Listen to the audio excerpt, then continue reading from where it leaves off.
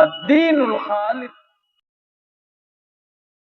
اللہ اکبر اللہ اکبر اللہ اکبر لا الہ الا اللہ اللہ اکبر اللہ اکبر وللہ الحمد.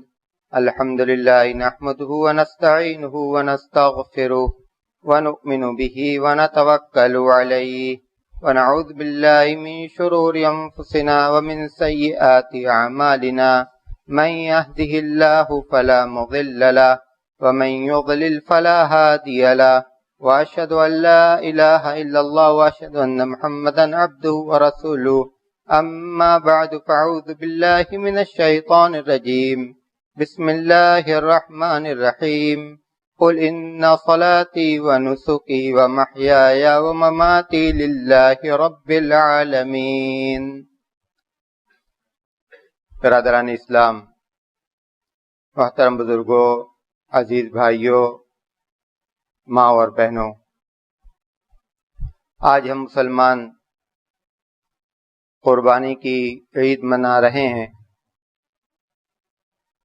اس قربانی کے ذریعے سے ہم سیدنا ابراہیم علیہ السلام کی اس عظیم الشان قربانی کو یاد کرتے ہیں جو قربانی انہوں نے اللہ تبارک و تعالی کے حکم سے ادا کی. اس قربانی کی روح کیا ہے؟ اس قربانی کا مقصد کیا ہے؟ اس بات کو ہمیں سمجھنا چاہیے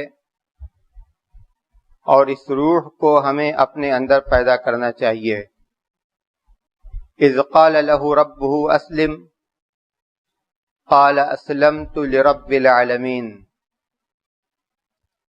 جب ان کے رب نے کہا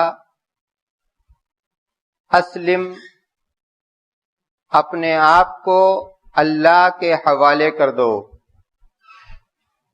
قال اسلمت لرب العالمین، تو انہوں نے کہا کہ میں نے اپنے آپ کو اپنے پروردگار کے حوالے کر دیا.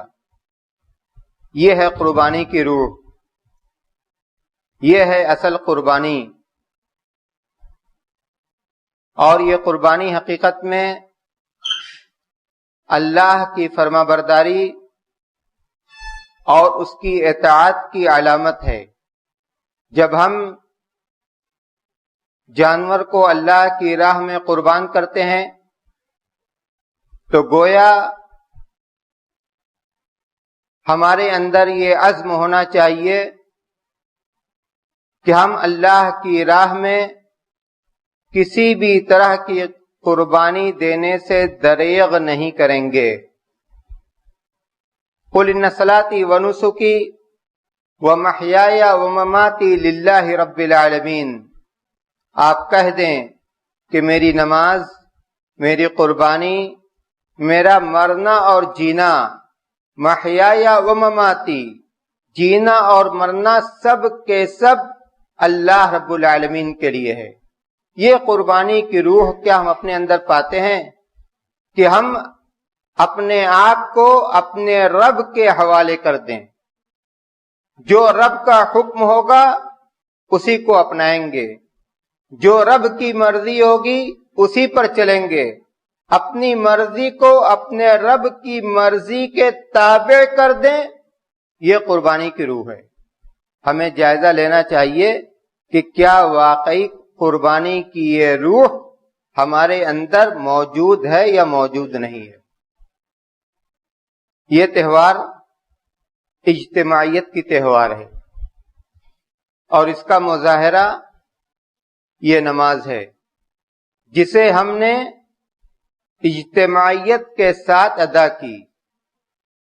اس لیے ہمیں چاہیے کہ ہم اس تہوار کے موقع پر اجتماعیت کا مظاہرہ کریں، ایک دوسرے کو عید کی مبارکباد پیش کریں، تحفہ تحائف کا تبادلہ کریں. قرآن کریم میں اللہ تبارک و تعالیٰ نے فرمایا فَكُلُوا مِنْهَا وَأَطْعِمُوا الْقَانِعَ وَالْمُعْتَرَ، قربانی کا گوشت خود بھی کھاؤ اور جو مانگنے والے ہیں اور جو مانگنے والے نہیں ہیں ان کو بھی کھلاؤ۔ اللہ کے رسول صلی اللہ علیہ وسلم نے فرمایا فَكُلُوا وَأَطْعِمُوا وَتَصَدَّقُوا وَفِي رِوَایَةٍ وَادَّخِرُوا، کھاؤ، کھلاؤ، صدقہ کرو، اور ایک حدیث میں ہے کہ چاہو تو بچا کر بھی رکھو۔ اجتماعیت، خوشیوں کو بانٹنا، دوسروں کو خوشی میں شریک کرنا، یہ اصل تہوار ہے۔